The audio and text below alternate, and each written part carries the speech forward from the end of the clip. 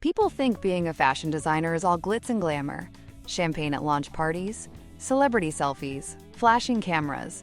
But in reality, it's long nights, sore fingers, and silent rooms, where the only sound is the hum of a sewing machine and the quiet whisper of fabric sliding between your fingers. My boutique isn't huge. It's tucked between a flower shop and a dry cleaner on Melrose Avenue, the kind of place you'd walk past 100 times and never notice. But to me, it's everything.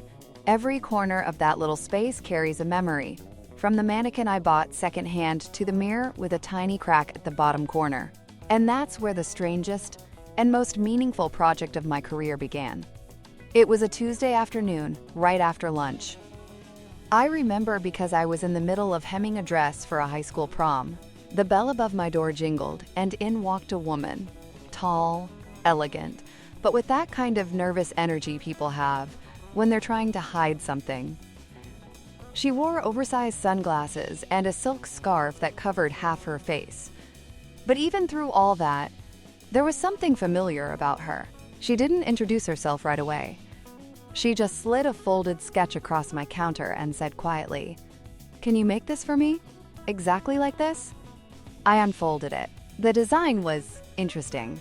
Vintage-inspired, early 1950s silhouette, hand-beaded neckline, soft champagne silk.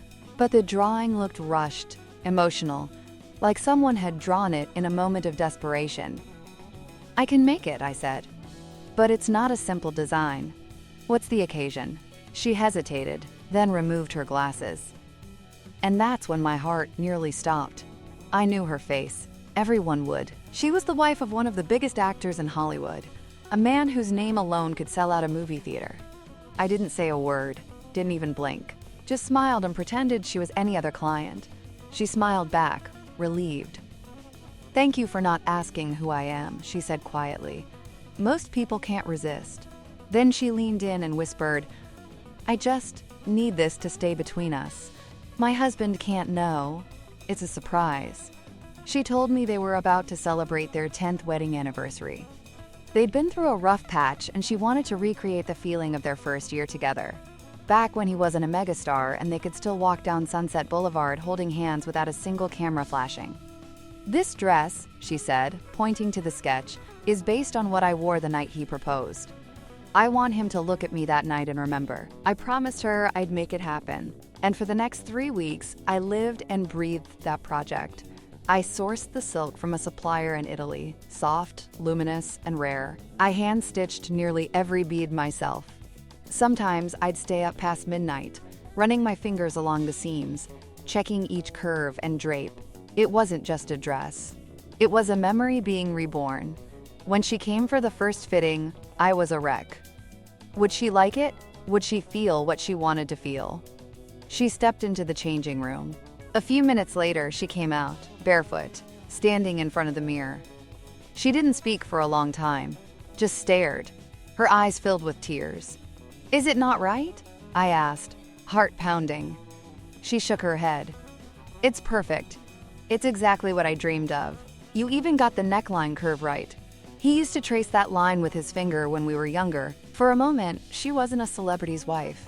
She was just a woman, in love, vulnerable, remembering something that time had almost erased. The day before the anniversary, she came to pick it up. We wrapped it carefully in silk paper and placed it in a white garment bag. "Thank you," she said softly. "You didn't just make a dress. You gave me a second chance." I smiled. "Just promise me one thing. No red wine near it." She laughed, and that laugh stayed with me long after she left. I looked up from my sewing machine, and there she was again. No sunglasses this time, no lipstick. Her hair was messy, her eyes red. "Zoe," she said, her voice trembling. "I need to order the same dress again." I blinked. "Did something happen to it?" She nodded, biting her lip. "My dog destroyed it. Completely. The night before the anniversary." I blinked again, unsure if I'd heard right. "Your dog destroyed a silk couture dress?" She nodded, face in her hands. "He got jealous, I think. I'd been ignoring him all day while I got ready. I hung the dress on the closet door, went to shower, and when I came back, it looked like a massacre. Beads everywhere. silk shredded. I sat on the floor and cried for an hour. I didn't know what to say.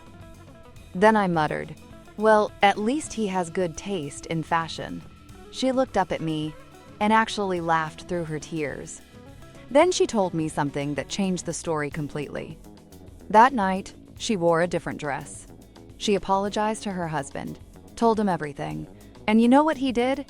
He laughed. He said it was a sign, she told me. Maybe the universe is saying we don't need to go back. Maybe we're fine right where we are. Then he hugged me and said, "But if that dress made you smile that much, order it again. I want to see what made you glow like that." So I made it again. But this time, something in me changed too. I added a small detail, a hidden message, embroidered along the inner hem. Love doesn't fade. It just changes fabric. When she saw it, she started crying again. The kind of quiet cry that doesn't come from sadness, but from feeling deeply understood. She said she was keeping it in storage for their next anniversary. Or maybe for our vow renewal, she smiled. If we make it that far, then she paused and added, "No, when we make it that far." A few months later, I got a handwritten letter in my shop's mailbox.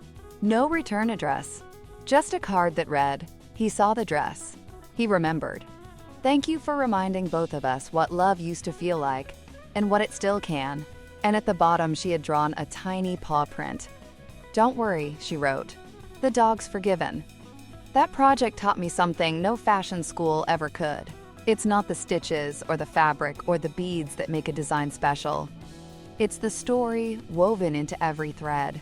The laughter, the tears, the love, the life sewn between the seams. Every time I pick up a needle now, I remember her. And I remember that even the most beautiful things can be torn apart, but they can always be stitched together again.